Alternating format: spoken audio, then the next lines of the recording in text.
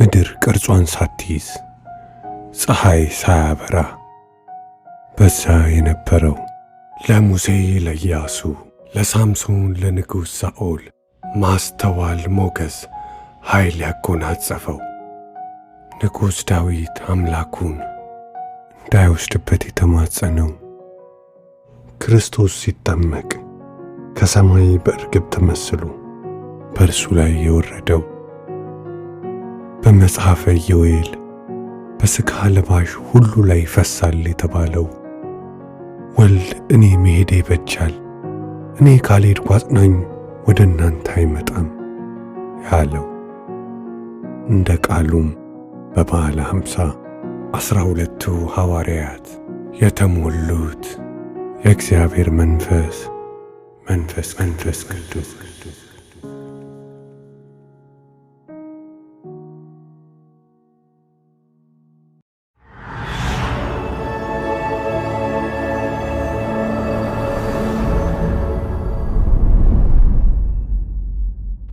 መጽሐፍ ቅዱስ ብዙ ጸሐፊዎችንም ቢያይ ብዙ ዘመናትንም ቢሻገር ያልተቀየረ አንድ ነገር ቢኖር የቃሉ ምንጭ ነው። ይህም ምንጭ ከወዴት ነው ብንል ሕያው ከሆነው ከሰራዊት አምላክ ከእግዚአብሔር ነበር። ይህም ምንጭ እንዴት ይፈልቅ ነበር ብንል የእግዚአብሔር መንፈስ እግዚአብሔር በጠራቸው ሰዎች ውስጥ አልፎ እርሱ ያለውን ዓላማ በመፈጸም ነበር። ይህንንም እውነታ በመጽሐፍ ቅዱስ መጀመሪያው መጽሐፍ ዘፍጥረት እስከ መጨረሻው መጽሐፍ ራእይ እንመለከታለን። ይህን የእውነት ቃል በሕያው እግዚአብሔር ስም አነበዋለሁ። ዘፍጥረት ምዕራፍ 1 ቁጥር 1 በመጀመሪያ እግዚአብሔር ሰማያትንና ምድርን ፈጠረ። ምድርም ቅርጽ የለሽ ባዶ ነበረች። የምድርም ጥልቅ ስፍራ ሁሉ ጨለማ ውጦት ነበር። የእግዚአብሔርም መንፈስ በውሃዎች ላይ ይረብብ ነበር። ሰማይና ምድር ሲፈጠር የነበረው መንፈስ ቅዱስ ሰው ምድርን ከረገጠ በኋላም ሥራውን አላቆመም። ሰማይና ምድርን የፈጠረው እግዚአብሔር ሕዝቡን ከፈርዖን ግዞት ነፃ ካወጣ በኋላ በሙሴ በኩል በመንፈሱ ሕዝቡን ይመራ ነበር። ይህንንም ጥቅስ በዛ ጊዜ እናገኘዋለን። ዘኍልቍ 11 ቁጥር 16 እስከ 18 እንዲህ አለው፣ በሕዝቡ መካከል በመሪነትና በእልቅና ብቃት አላቸው የምትላቸውን 70 የእስራኤል ሽማግሌዎች አምጣልኝ። ከአንተም ጋር ይቆሙ ዘንድ ወደ መገናኛው ድንኳን እንዲመጡ አድርግ። ወደዚያም ወርጄ አነጋግርሃለሁ። በአንተ ላይ ካለው መንፈስ ወስጄ በእነርሱ ላይ አደርጋለሁ። የሕዝቡንም ሸክም ብቻህን እንዳትሸከም እነርሱ ያግዙሃል። በዚህ በሚቀጥለው ጥቅስ እግዚአብሔር ከሕዝቡ ጋር በመንፈሱ ጠላቶቻቸውን አብሮ ሲዋጋ እንመለከታለን። መጽሐፈ መሳፍንት ምዕራፍ 3 ቁጥር 9 እስከ 11 እስራኤላውያን ወደ እግዚአብሔር በጮኹ ጊዜ ደግሞ የካሌብን ታናሽ ወንድም የቄኔዝን ልጅ ጎቶንያልን ታዳጊ አድርጎ አስነሳላቸው። የእግዚአብሔር መንፈስም በእርሱ ላይ ወረደ። የእስራኤልም መሳፍንት ሆኖ ወደ ጦርነት ወጣ። እግዚአብሔርም የሜሶፖታሚያን ንጉሥ ኩስርስቴምን አሳልፎ ስለሰጠው ድል አደረገ። ነቢዩ ሳሙኤል በእግዚአብሔር ምሬት ሳኦልን ሲቀባ ይህንን ትንቢት ነግሮት ነበር። አንደኛ ሳሙኤል ምዕራፍ 10 ቁጥር 5 እስከ 7 ከዚህም በኋላ የፍልስጤማውያን ጦር ወዳለበት ወደ እግዚአብሔር ተራራ ወደ ጊብዓ ትሄዳለህ።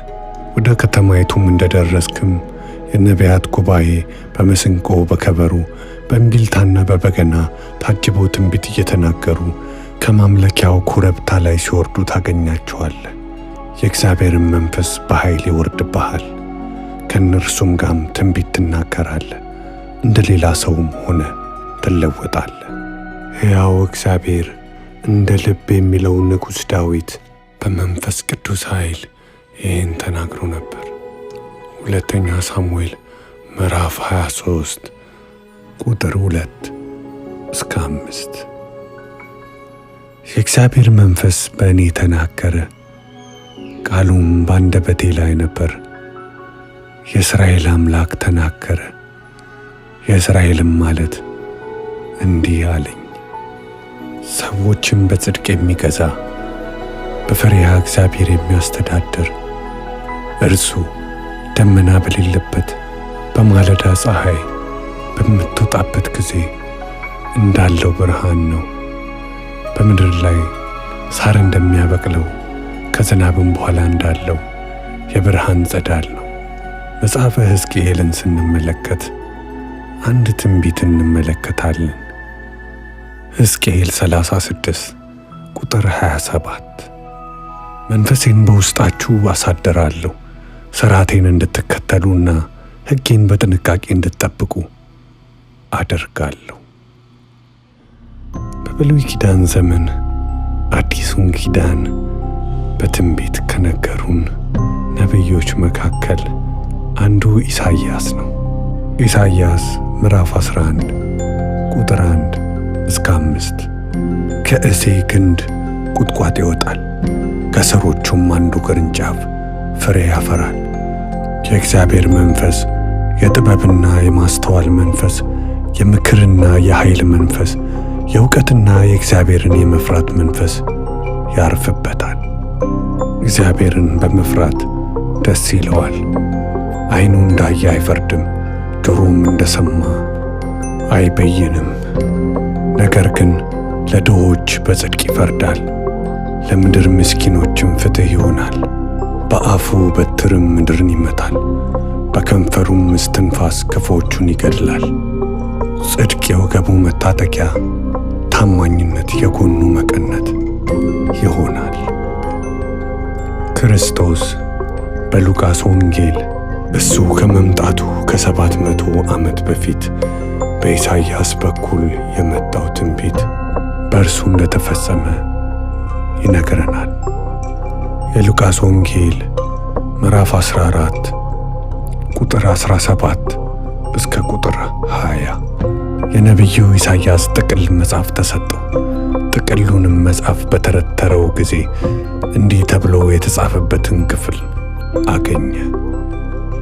የጌታ መንፈስ በእኔ ላይ ነው፣ ለድሆች ወንጌልን እንድሰብክ እርሱ ቀብቶኛልና፣ ለታሰሩት መፈታትን፣ ለታወሩትም ማየትን እንዳውጅ፣ የተጨቆኑትን ነፃ እንዳወጣ፣ የተወደደችውን የጌታ ዓመትን እንዳውጅ ልኮኛል። ከዚያ መጽሐፉን ጠቅልሎ ለአገልጋዩ መልሶ ሰጠውና ተቀመጠ። በምኵራቡ የነበሩትም ሁሉ ትኩር ብለው ይመለከቱት ነበር። እርሱም ይህ በጆሮአችሁ የሰማችሁት የመጽሐፍ ቃል ዛሬ ተፈጸመ ይላቸው ጀመር። መንፈስ ቅዱስ በኢሳይያስ በኩል የነገረን ትንቢት በክርስቶስ መምጣት ሲፈጸም አሁን ቀጥሎ ለምናየው ትንቢት መፈጸም ቅድመ ሁኔታ ነበር። መጽሐፈ ኢዮኤል ምዕራፍ 2 ቁጥር 28 እስከ 29 ከዚህ በኋላ መንፈሴን በሥጋ ለባሽ ሁሉ ላይ አፈሳለሁ። ወንዶችና ሴቶች ልጆቻችሁ ትንቢትን ይናገራሉ፣ ሽማግሌዎችም ሕልምን ያልማሉ፣ ጎልማሶችም ራእይን ያያሉ። ማርቆስ 1 ቁጥር 6 እስከ 9 ዮሐንስ የግመል ጠጉር ይለብስ፣ በወገቡ ጠፍር ይታጠቅ፣ አንበጣና የበረሃ ማር ይበላ ነበር። ስብከቱም እኔ ጎንበስ ብዬ የጫማውን ማሰሪያ መፍታት ከማይገባኝ ከኔ የሚበልጥ ከኔ በኋላ ይመጣል፣ እኔ በውሃ አጠምቃችኋለሁ፣ እርሱ ግን በመንፈስ ቅዱስ ያጠምቃችኋል የሚል ነበር። ዮሐንስ ምዕራፍ 16 ቁጥር 7 እስከ 9 ነገር ግን እውነት እላችኋለሁ መሄዴ ይበጃችኋል። እኔ ካልሄድኩ አጽናኙ ወደ እናንተ አይመጣም፣ ከሄድኩ ግን እርሱን ወደ እናንተ እልካለሁ። በሚመጣበትም ጊዜ ዓለምን ስለ ኃጢአት፣ ስለ ጽድቅና ስለ ፍርድ ይወቅሳል። ክርስቶስ መጥቶ ለአንዴና ለመጨረሻ ጊዜ ለሰው ልጅ ኃጢአት መሥዋዕት ሲሆን እግዚአብሔር በኢሳይያስ በኢዮኤል በሌሎችም በኩል ያለው ትንቢት ተፈጸመ። ሐዋርያት ሥራ ምዕራፍ 2 1-5 የበዓለ ሃምሳ ቀን በደረሰ ጊዜ ሁሉም በአንድነት በአንድ ስፍራ ተሰብስበው ነበር። ድንገትም አንድ ብርቱ አውሎ ነፋስ ያለ ድምፅ ከሰማይ መጥቶ ተቀምጠው የነበሩበትን ቤት እንዳለ ሞላው። የእሳት ምላሶች የሚመስሉም ታዩአቸው። ተከፋፍለውም በእያንዳንዳቸው ላይ አረፉ። ሁሉም በመንፈስ ቅዱስ ተሞሉ።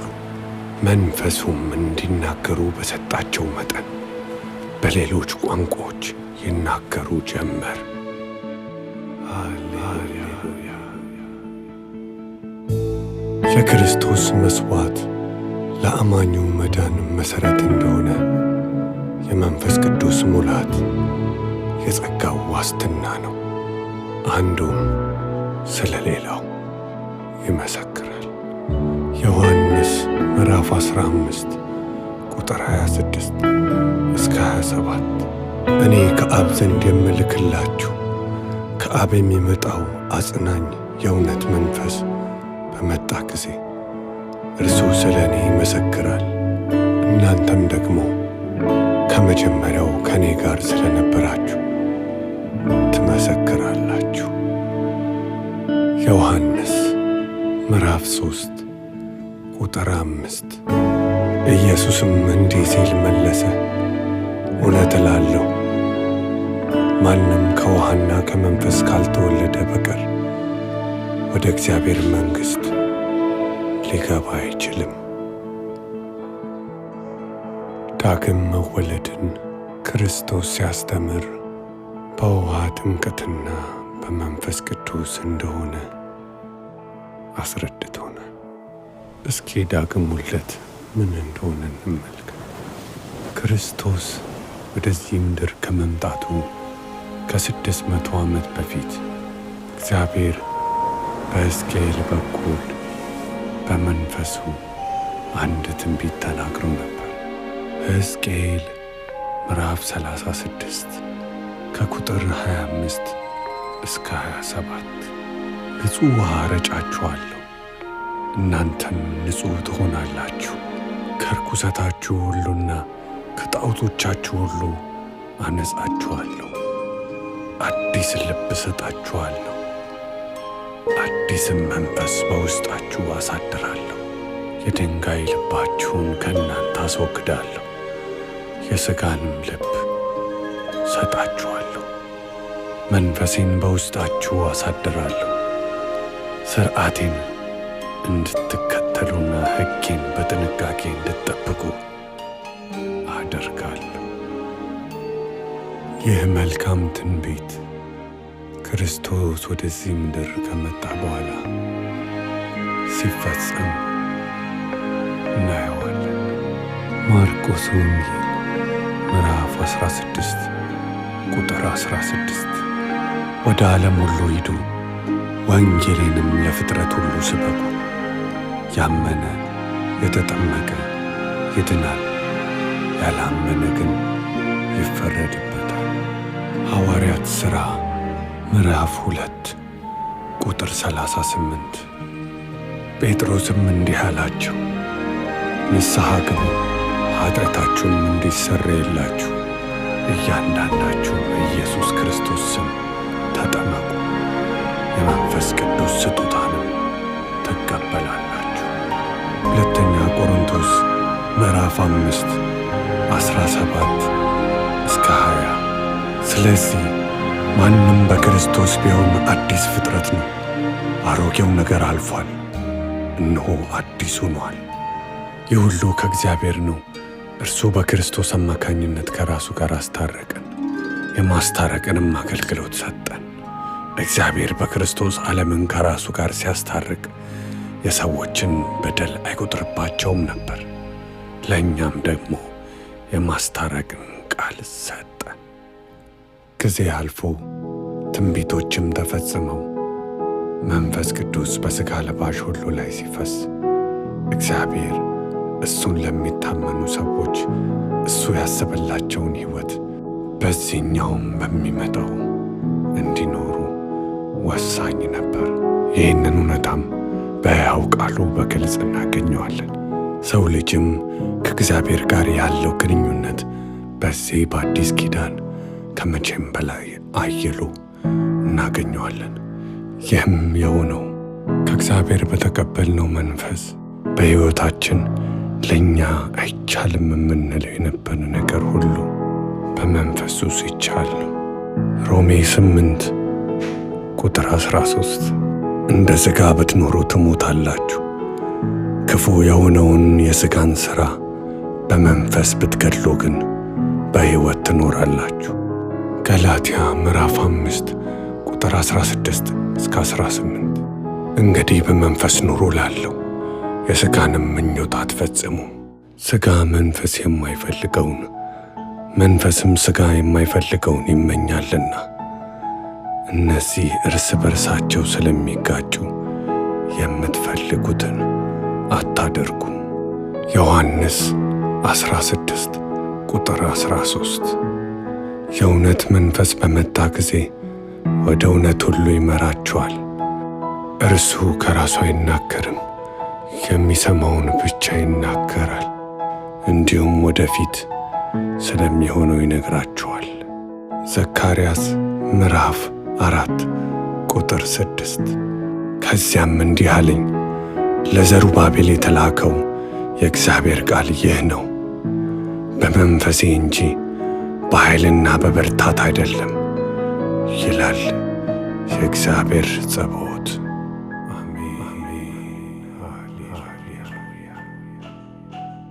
የሰው ልጅ በራሱ ኃይል ከውጫዊ ዓለም የሚመጣበትን ጫና እንኳን ሊቋቋም ከውስጡ በሰውነቱ ያለበትን ፈተና መቋቋም እንደማይችል መጽሐፍ ቅዱስ ያስተምረናል። ከዚህም አልፎ ልናመልከውና በሱ ልንመራ የተፈጠርነው የሰማይ አምላክ እግዚአብሔር ያለ መንፈሱ እሱን ማምለክ ሆነ ቃሉ እንደሚለን ወደ እርሱ መጸለይ አንችልም።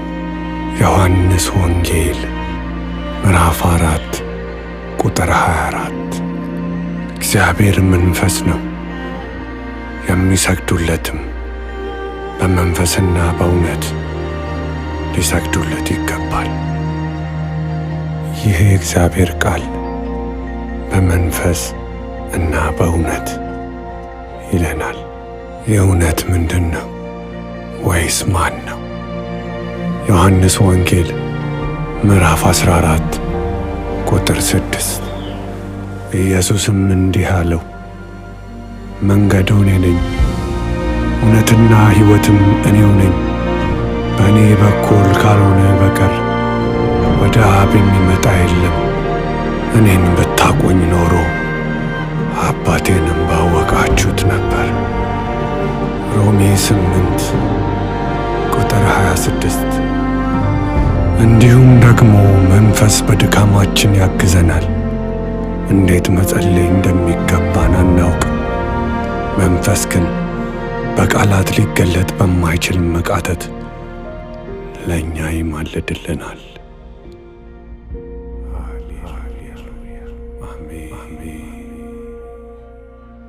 እግዚአብሔር በመንፈሱ እኛን አዲስ ፍጥረት አድርጎ በአዲስ ልብ ከእግዚአብሔር ጋር በምንራመድበት ጊዜ ጉዞአችን ወዴት እንደሆነ ቃሉ ያስተምረናል።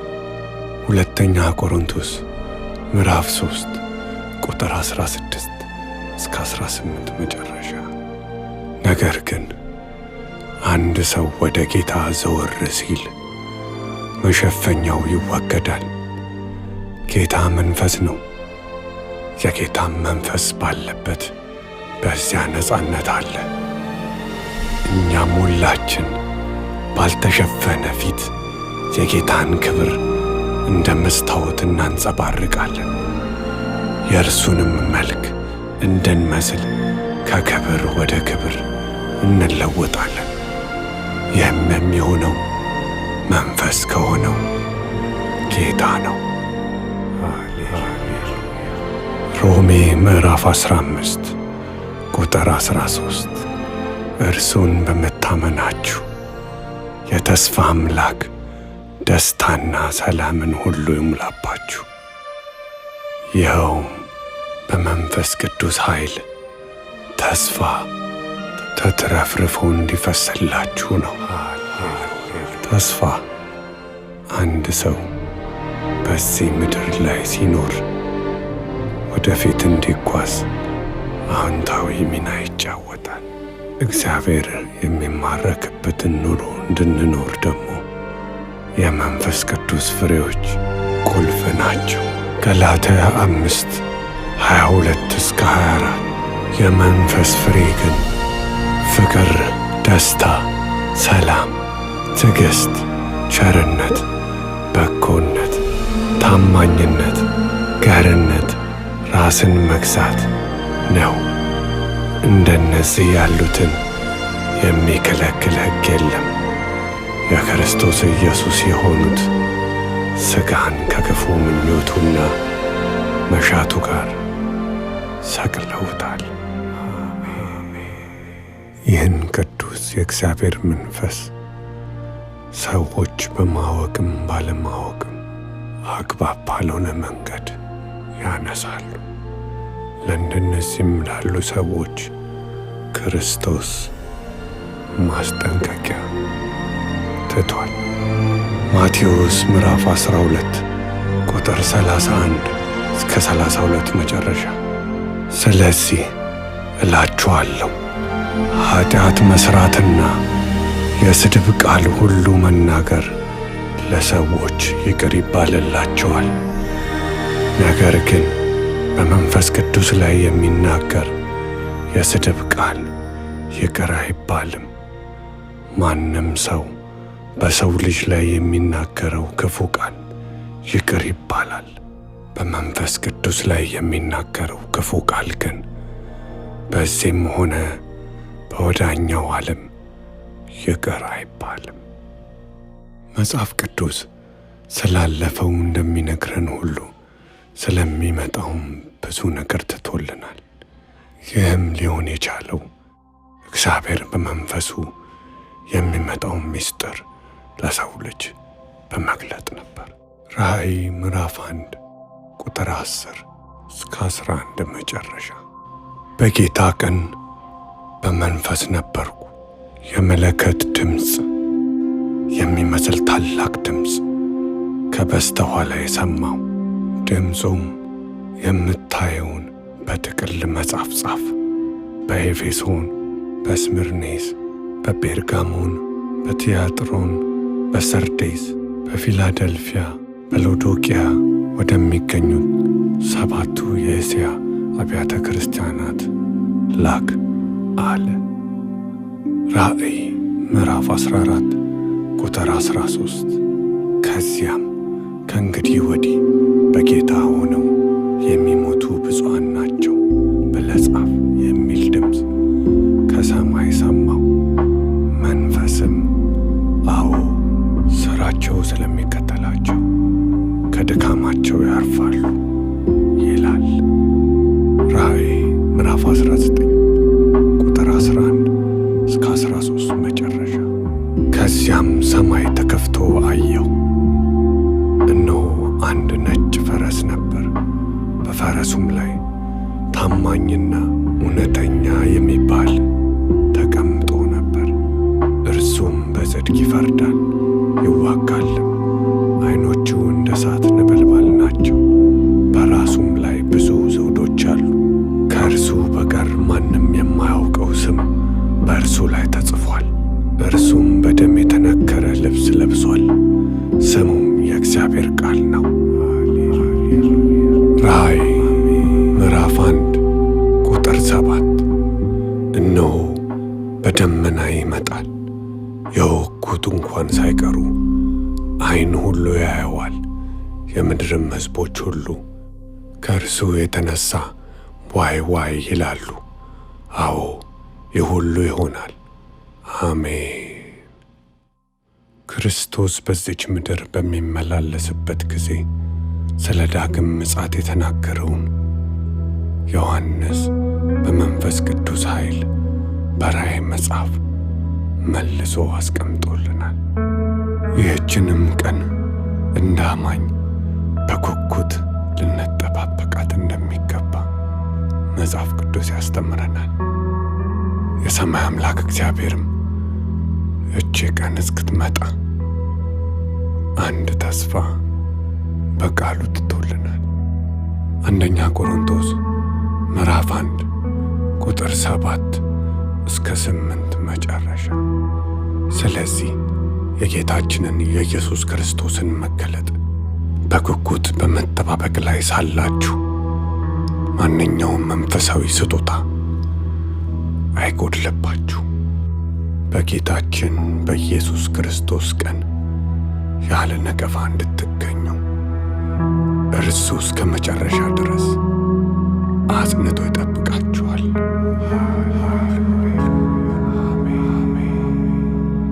እንግዲህ የተከበርሽ እህቴ፣ አሁን በማዳመጥ ላይ ያለው የተወደድኩ ወንድሜ፣ እግዚአብሔር ከፍቅሩ የተነሳ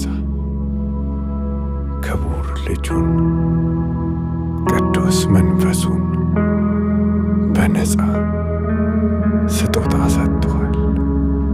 እህቴ ሰጥቶሻል። ካንተ የሚጠበቀው